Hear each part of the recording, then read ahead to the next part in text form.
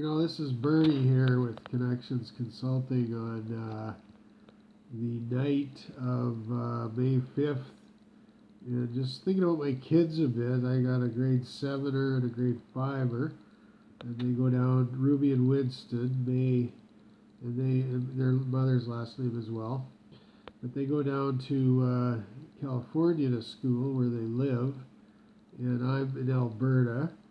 And so we're in Ontario recently was talking about a strike in the school system before COVID hit. So we're not going back to that regard, hopefully. Classrooms going down to 23 from 28. And I know that some of the teachers are probably sharp enough managers and well adept at it. They can run a classroom of 32, I'll bet. And I know most are complaining when it gets up above 23.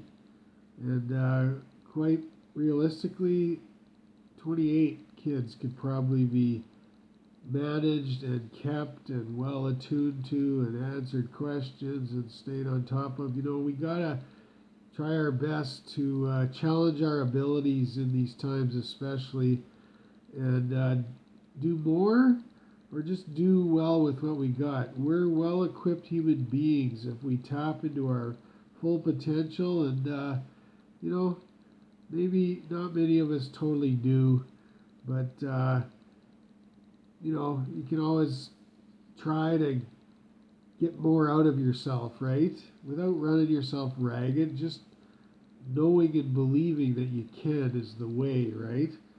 So what I'm talking about is my kids right now, and they're like every other kid around the planet, at home, schooling through their Zoom system, and everybody else, getting the curriculum in the morning and doing their work throughout the day and getting it done. And we're all challenged with this, self-isolation, if you want to use that term. In other words, being at home, whether you're actually confined to self-isolation, because you're programmed for that, certain that you might have COVID or staying assured of others being away. But we're all at home a lot.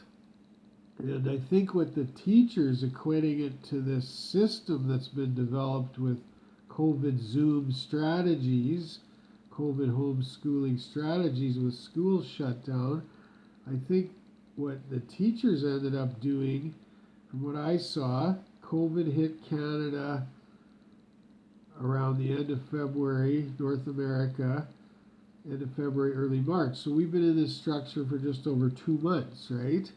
And schools locked down fairly immediately, like the rest of society, as soon as we got adept to the fact that this cyclone of deaths was starting to happen, and this was real. This pandemic was real. So what happened, from what I saw, and my young daughter was expressing this to me in her own discernment of, her real world, little 13-year-old girl, struggling to get her homework done like everybody else, and she's sharp, so is my son. But, she said to me, I just kind of feel like, when we got into this at the beginning, we had nothing to do. We were watching TV and we were hanging out and playing games, and then all of a sudden, a couple of weeks later, this new system development took place. She didn't use that word, but however she described it. And now they got all this work, and she was kind of saying, I don't feel like I have any time to do anything I like to do, like have some time for other things, movies and playing. And so what I saw as I was starting to ask her questions, and I'm sure every kid's going through this across North America for sure, because we have a similar type school strategy here. You go to school at 9 or 8:45 in the morning, and you break around 3:30. And if you're not, you might be in a before and after school program for an hour, I suppose, on each end or so.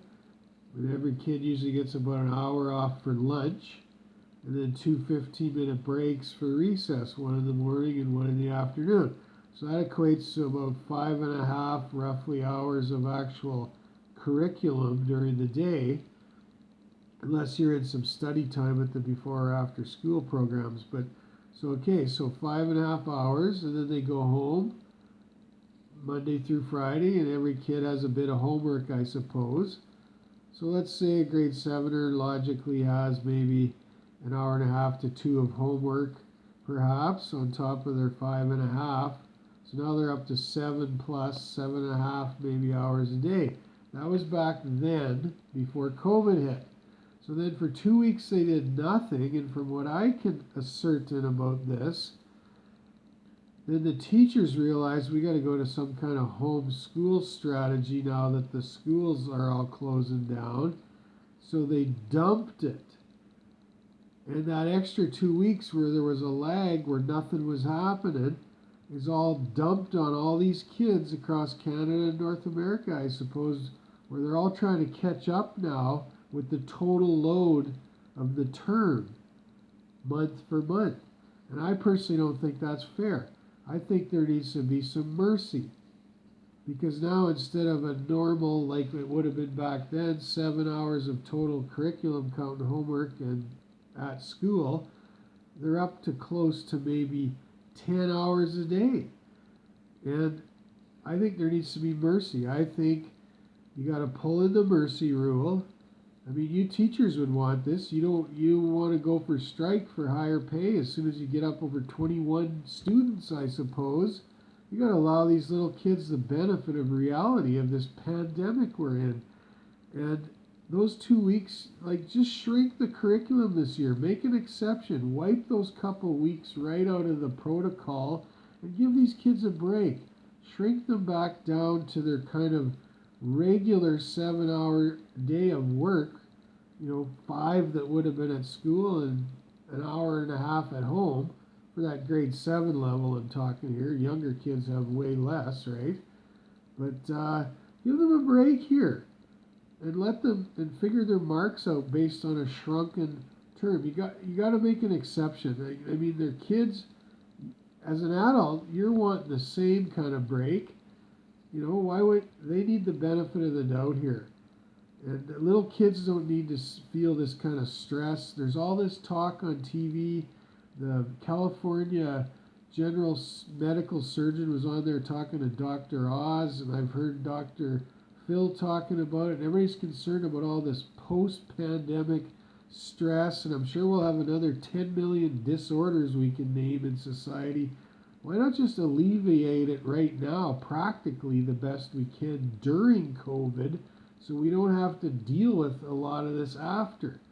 And that would be a practical solution. They need mercy. Shrink the curriculum, pull some of the load off their shoulders, get them back to a normal kind of school day at home, even though they're still at home, with a normal amount of homework, and help give their parents some guidance. I'm attesting this to you. Come on, coaches, teachers, you're coaches, right? You don't want to go hands off, that you get practically blamed for everything and you're ending up in a lawsuit in court or something. Give some coaching practical, please. They need it. Because in their home, it needs to be structured the same as school.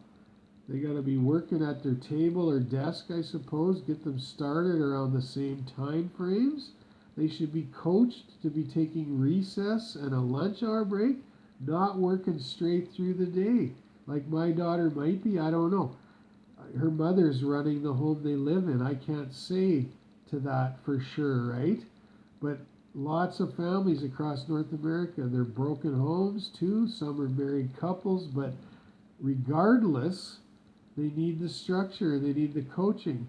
And it might make sense if they're working in their own little room in their desk during the day or part of it, perhaps, but if at least come out to the kitchen table and do your homework at night when your parents around for sure, when they're not working their daytime stuff.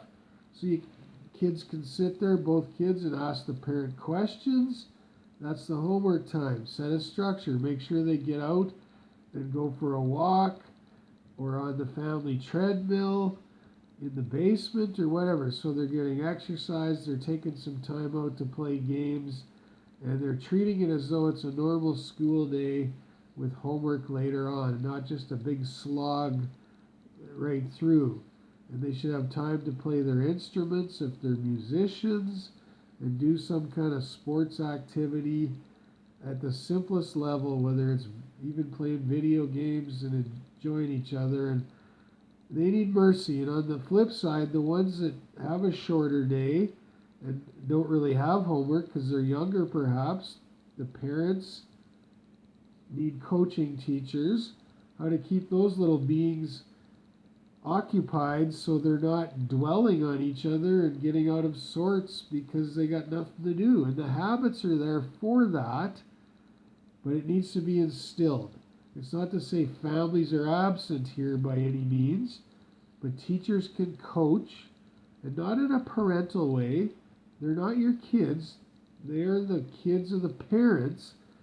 But a teacher can coach that school structure and what's good for them into them back at home, which is where we are now, dwelling until it all comes to a head and we're back in the school system again, right? So we got to make up for it and give these little kids a break and go from there. They need the mercy. So I'm asking for that. This is I guess a complaint as a parent, or it's some feedback, and I would highly suggest it as a recommended way to go forward here and give them a break and make up for some lost time so they can get back on track and not have to feel so stressed.